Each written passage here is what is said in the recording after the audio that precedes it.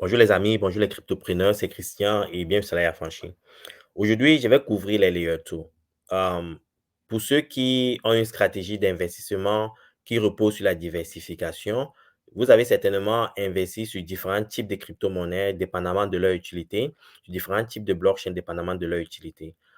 Aussi, comprendre l'importance des layer 2 vous permettra de choisir parmi les layer 2 qui existent en ce moment et les layer 2 futurs. Aussi, vous devez vous poser la question de savoir est-ce que les layer 2 pourront persister dans le futur? Parce que si Ethereum parvient à résoudre son problème d'évolutivité, d'évolutivité et de scalabilité, est-ce que les layer 2 ont toujours raison d'être? Donc, c'est ce que je vais couvrir aujourd'hui durant cette vidéo-ci. En passant, ce que j'ai dit ici n'engage que moi. Je n'apporte aucun conseil financier. Néanmoins, si vous investissez, vous faites de l'argent, je serai hyper content pour vous. Mais si vous perdez de l'argent, les gars, c'est votre responsabilité. OK? C'est à vous de gérer vos risques. En parlant de Layer 2, je vais surtout me focaliser sur Ethereum. En passant, Ethereum, c'est un Layer 1 et c'est un Layer 1, une couche première ou une couche 1, OK? Et il y a plusieurs couches 1. Par exemple, vous avez Avalanche, vous avez Solana, vous avez EOS et autres. Et en passant, dans le passé, il y a des gens qui disaient, par exemple, qu'il y a des plateformes qui viendraient détruire Ethereum au niveau des smart contracts. Parce qu'Ethereum, lui, est spécialisé dans les smart contracts. Et il y a des projets smart contracts qui sont venus dans le passé, par exemple comme EOS. Et les gens disaient que EOS devrait détrôner Ethereum. OK? Après, il y a eu les Solana, il y a eu les Avalanche. Il y a plusieurs qui sont venus, mais aucune de ces chaînes n'a jamais réussi à détrôner Ethereum. Il y avait des chaînes comme GoChain, par exemple, je crois, qui a été créé en 2017, qui aujourd'hui n'existe presque plus. OK? Il y avait les OneChain, il y avait plusieurs chaînes qui naissaient pour détrôner Ethereum. Personne n'a jamais réussi à détrôner Ethereum. Pourquoi les gens voulaient détrôner Ethereum? Pourquoi ces projets voulaient détrôner Ethereum? La raison pour laquelle ces projets voulaient détrôner Ethereum, c'était par rapport aux difficultés d'Ethereum, de son évolutivité, OK, de sa stabilité. Parce que les frais de gaz sur Ethereum sont toujours élevés. Et je vous dis, ça s'améliore. Dans le passé, c'était plus élevé que maintenant, OK? Donc, ces projets essayaient de résoudre ce problème en créant leur propre chaîne. Et aujourd'hui, presque certains de ces projets n'ont presque plus d'activité. OK? Je parle par exemple de EOS en passant. Parce que c'était le plus grand compétiteur d'Ethereum en 2017. Et après, Solana est né. Et après, bon, toujours aujourd'hui, il y a Avalanche, il y a Cardano, il y a plusieurs Layer 1 qui essaient toujours de compétir avec Ethereum. Mais Ethereum, les gars, ils ont ce qu'on appelle le first mover advantage. Ce sont les premiers dans les smart contracts. L'adoption, au niveau de l'adoption des développeurs, des ingénieurs, des VC, il n'y a pas de compétition. OK? Au niveau même des total value lock, des valeurs sauvegardées sur la plateforme, c'est Ethereum. Et je pense que Ethereum, c'est le futur de l'Internet. OK? Personne ne devrait détrôner Ethereum. Je peux me tromper, mais les gars, je suis presque sûr que je ne vais pas me tromper. OK? Ethereum est ici pour rester. Ethereum est ici pour dominer toutes les autres layers 1. OK? Et maintenant, comment résoudre le problème de stabilité d'Ethereum? Au départ, d'évolutivité d'Ethereum. Donc, il y a ces compétiteurs-là, comme j'ai dit, Avalanche, Cardano, Solana et autres. OK? Bon, maintenant, il y a certains stratèges qui ont compris que non, au lieu de créer peut-être une chaîne qui compétit avec Ethereum, OK, il serait peut-être préférable de développer la scalabilité sur Ethereum même. C'est pour ça que c'est ce qu'on appelle les layer 2. OK? Comme je disais, c'est ce qu'on appelle les layer 2. OK? Quel est le problème qu'on rencontre sur Ethereum en ce moment? OK? Voici les problèmes actuels. OK, bon, j'aurais dû mettre un S là. Bon, problème actuel, quand le nombre d'utilisateurs croît sur le réseau Ethereum, le réseau devient de plus en plus tendu. Et plus ça devient tendu, plus ça prend le temps pour les nodes de valider les transactions. Et plus ça prend le temps pour que les nodes valident les transactions, le réseau devient extrêmement coûteux. OK? À certains moments, pendant le bull run, vous pouvez faire une transaction, vous payez environ 500 à 600 dollars pour une transaction, même si la transaction est de 1 dollar. OK? Donc, c'est ça le problème qui se pose. Et en ce moment, il n'y a même pas beaucoup d'utilisateurs. Bon, quand on regarde la population mondiale, quoi, 7, 8 milliards d'individus, et qu'en ce moment, il n'y a que quelques transactions. Il peut dire environ 10 000 transactions par jour ou 20 000 transactions. Bon, ça, je vais vérifier sur Ethereum. Imaginez maintenant quand le monde entier va commencer à utiliser le réseau. Ça devient presque impossible d'utiliser ce réseau si ce n'est pas s'il n'y a pas d'évolutivité ou s'il n'y a pas de scalabilité. OK? C'est le problème que Ethereum rencontre en ce moment. Et pour résoudre ce problème, il y a maintenant, en quelque sorte, les layer 2 qui commencent à naître. Et l'avantage avec Ethereum, c'est que son niveau de sécurité est de plus en plus robuste. OK? Pour hack le système, pour trafiquer les données sur le système, c'est devenu de plus en plus impossible. OK?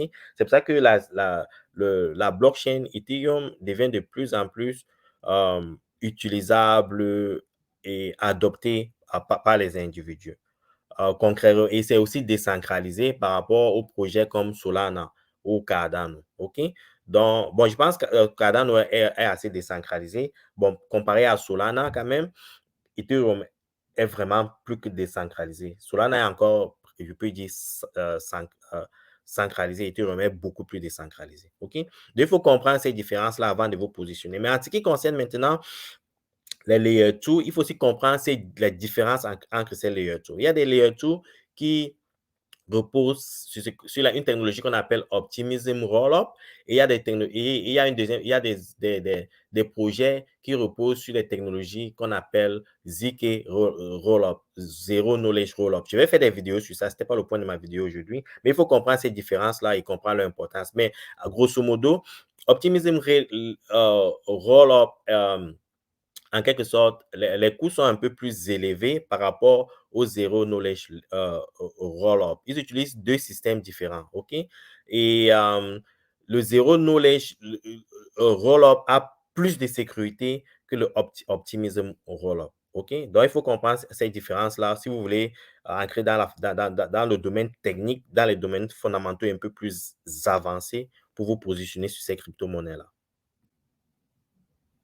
Et maintenant, je vais couvrir quelques layer 2, une comparaison entre leur capitalisation totale et leur adoption qui est en quelque sorte le total value lock sur le network, la valeur totale sauvegardée sur leur network, les épargnes que les gens en quelque sorte font à travers les staking et autres sur le network. OK?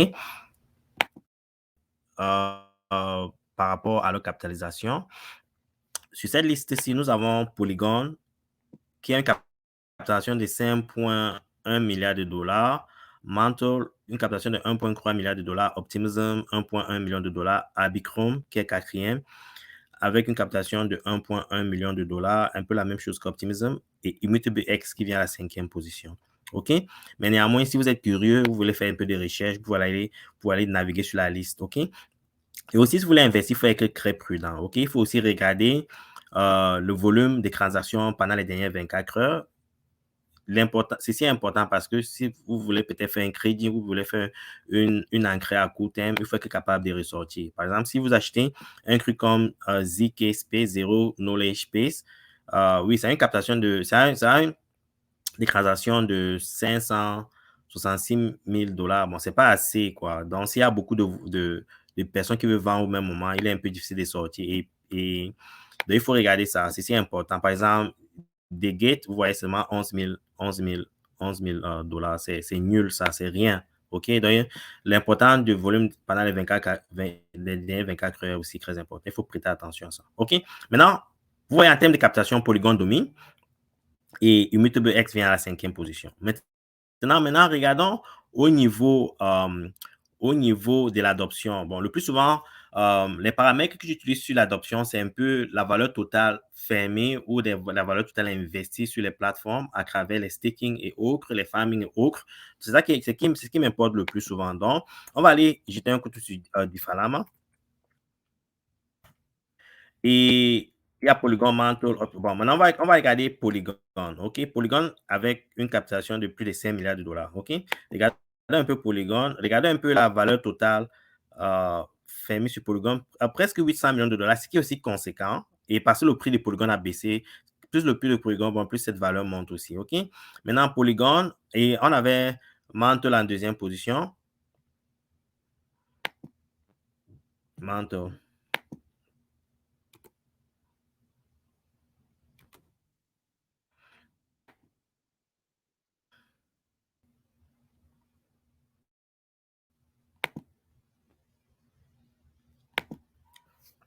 Mantle a seulement une captation de 48 millions. Et au niveau des Layer 2 sur Ethereum, il est deuxième en termes de capitalisation. Vous voyez qu'il y a une certaine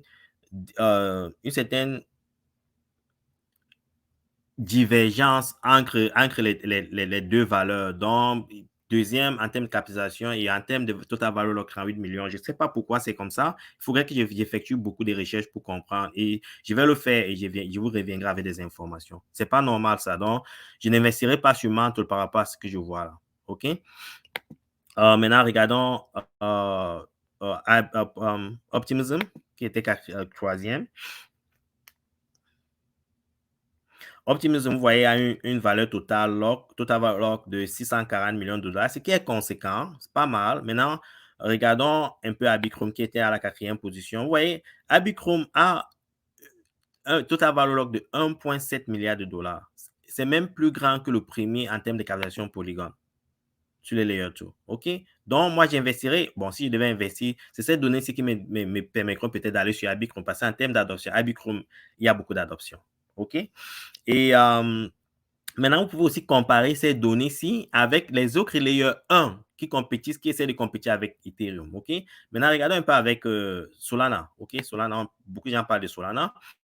Vous voyez, Optimism, Polygon, Abicrum ont des valeurs totales qui excèdent celles de Solana. Et Avalanche, je pense qu'Avalanche s'en sort quand même, mais ces valeurs sont toujours inférieures à Optimism, Polygon et Abicrum. Donc, ça veut dire en quelque sorte que les layers 2 sur Ethereum performent beaucoup mieux que les layers 1 qui existent là-dehors. Mais en termes de capitalisation, vous verrez qu'il y a un certain décalage entre ces deux éléments-là. Par exemple, la capitalisation d'Avalanche, la capitalisation de Solana sont de loin supérieures à la capitalisation d'Abicrum, Polygon et Optimism. OK? Donc, quand vous faites vos analyses, il faut essayer de prêter attention à ces données-là. OK? Et pour ceux qui passent leur temps sur Facebook, là, les gars, vous perdez votre temps. Vous avez si vous avez cette plateforme qui vous sont données gratuitement, faites des analyses, faites des recherches, ça changera votre vie. OK? Il n'y a pas de raison d'aller passer le temps à vous insulter sur Facebook, partager des photos, discuter avec des gens que vous n'avez jamais rencontrés dans votre vie. OK? Donc, il y a des opportunités ici. Il y a même les airdrops. OK? J'en profite pour toucher. Il y a des airdrops.